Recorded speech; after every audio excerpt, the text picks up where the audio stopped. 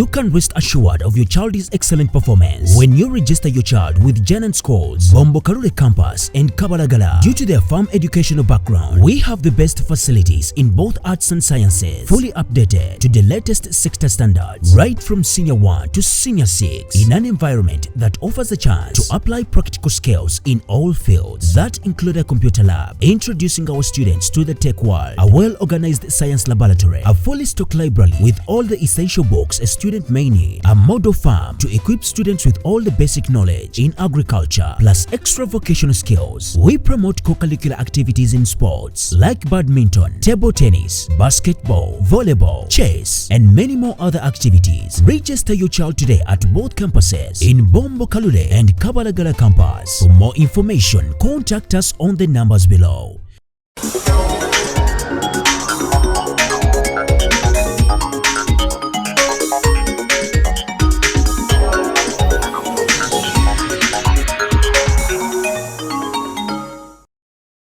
Abatuuze okuva mu muluka gwe Bukasa mu Makindye wano mu kibuga Kampala bali mu kutya olwobumenyi bwamateeka obweyongedde nnyo mu kitundu kyabwe. Bayisa bubi, abamu batwaliddwa mu malwaliro ag'enjawulo ng'embeera yaabwe si nnungi. Kati abalituyana n'abagwira abalala bonna n'abagaga abalala bonna mu kuva mu mayumba gaabwe bavaamu mu kutya.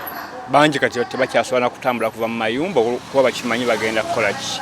Bagenda kukubibwa, bagenda kuttibwa n'okunyagibwa. Obubazi era tulina n'abamu abaana bakuddwa amayinja ga minzaani bagateeka misoks ne bakuba abaana. Era recent tulina omwana omuwala Kanyogoga ku kalima kuloza awo bamukuba akabazi n'omutema era twamutambula okumujjanjaba ne wenjogerera kati ffe tumujjanjaba atulambiddwako chairman wa Bukasa parish Mwami Yasin bakunganya sente n'atujjanjaba abantu abo. Obumenyi bw'amateeka ekisooka kivudde mu bavubuka abeejumbidde okunywa enjaga. Abavubuka ng'egye tubeera mu ghetto areas okuva na Muwongo paka Mutebaleka abavubuka abangi bali mu kunywa enjaga ne bamaliriza nga batandika okukola emirimu ekitasaanidde kukola mu komite ng'okuba amasimu okulwana. Embeera eno yewaliriza abatuuze nga bali wamu n'abakulembeze baabwe kw'ossa poliisi okutuuza olukiiko olw'ebyokwerinda okutemera embeera eriwo amakubo ag'okugirwanyisa. So kwe kiva tetumanyi kiva kuki, naye ndowooza waliwo embeera gye baagala okuteekawo, ndowooza okuteeka okutya mu bantu. Kubanga bamala okuggyako essimu ne bw'oba bakusudde wali ng'ogudde ekigwo nga bakootogwinja nga bakuba oba ennyondo oba ekiso nga bakufumita, bagezaako okuinstiringa fear. Ate batajetinga nnyo bano ba foreigners, ndowooza bagala kuinstiringa fear mu bantu. Situation eno ereese okutya mu batuuze baffe, batya. Abamu ku ffe Katonda bye yayamba ne tuwangaala okuva mu 6 tulabira ddala nti okutya kuno tuddamu mu kutya kulike twalina emabega ebigendererwa ebizze tetumanyi, naye nga mu buli ngeri yonna abatuuze kati batidde ddala. Bano bagambye nti abantu abasinga okubatulugunya ba boda abanyaga ensawo z'abantu kw'ossa amasimu nga n'okusinga banyaga abatuuze abatali bannayuganda.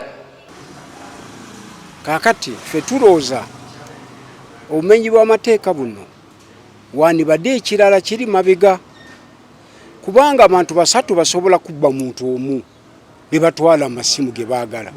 Naye ate lwaki kumenya omutwe? Omujuzi bamutute mu ddwaliro asasudde miliyoni 3 naye tetumanyi anaatereera, omulala miliyoni 18. Kakati ekizibu tulina.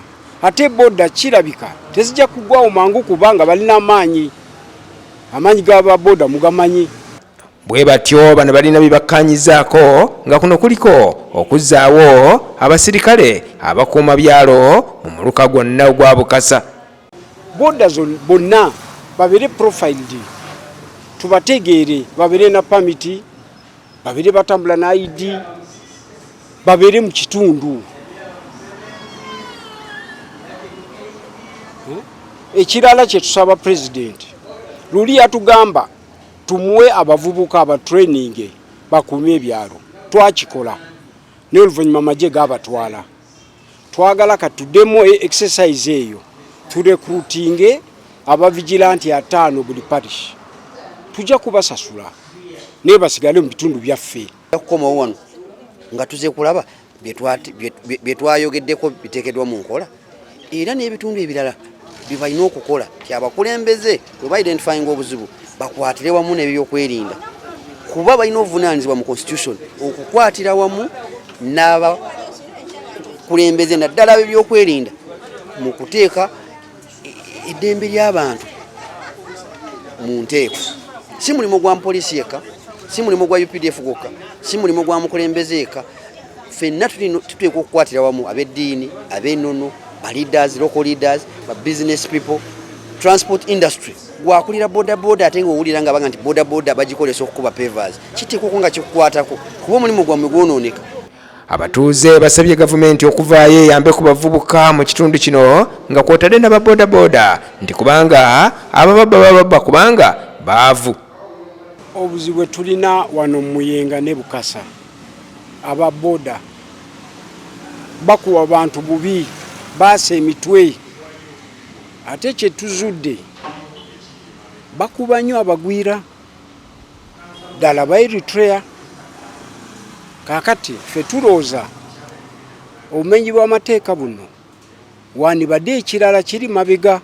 Tujja kukumalako nga tukwatira wamu n'abakulembeze b'e Muyenga kuba yenkola entuufu kasita mu identifying obuzibu buli mu kitundu ne mukwatagana ne poliisi ey'ekitundu era mubumalako.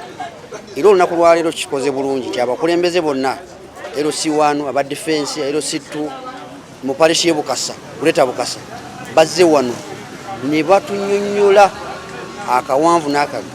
Abatuuze bagambye nti kati muluka gw'e Bukasa oluvannyuma lwa nnaku 2 wabeerawo omuntu abbiddwa oba atugumbuddwa.